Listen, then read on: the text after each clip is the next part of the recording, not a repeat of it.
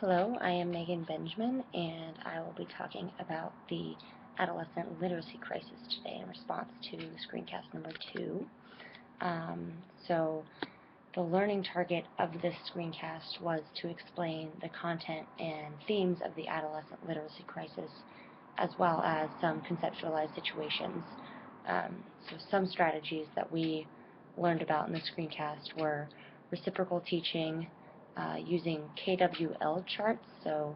what the student knows already, what they want to know or are interested in, and then what they will learn based on what they previously knew, adding on to what they are desiring to learn. The third one is questioning the author, and then lastly using story impressions. So the majority of the screencast discussed Chaw's 5 stages of reading, which progress students from before preschool or any formal schooling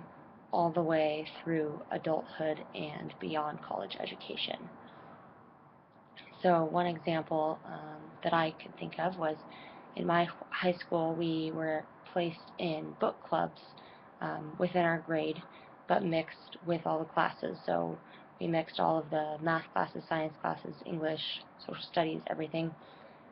together, and were given a list of books to choose from and got to choose a book that we wanted, and were placed in a group with 4 or 5 other students that were also reading that book. And then when we finished, we met together as a group to discuss and analyze the book and relate it to what we were learning in our classes. And so this gave us the chance to interact with people that we maybe didn't have classes with or didn't talk to on a regular basis, and we all had the common interest of wanting to read that particular book for a book club. So one thing that I thought about while I was watching the screencast was in stage 2, the fluency stage, and how in about 2nd, 3rd grade students learn to read fluently, and they can read difficult texts out loud and discuss them, and then kind of that barrier of at the end of 3rd grade all students should be able to read fluently, and that will put them on the path to be a high-level reader. But a question I had was if we think it could be actually harmful to place students or kind of rank them based on their assessment at the end of, for example, 3rd grade, or a checkpoint that we assume that they should be at a certain time. So if we bucket those students that are not fluent readers by the end of 3rd grade,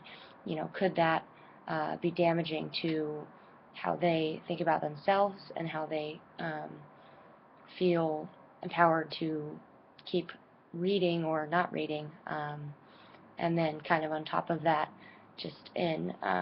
the Brain Rules book that I'm reading for my other class, we learned about how all brains develop at different speeds. So maybe some students are taking longer to become literate in reading or fluent in reading than others, and so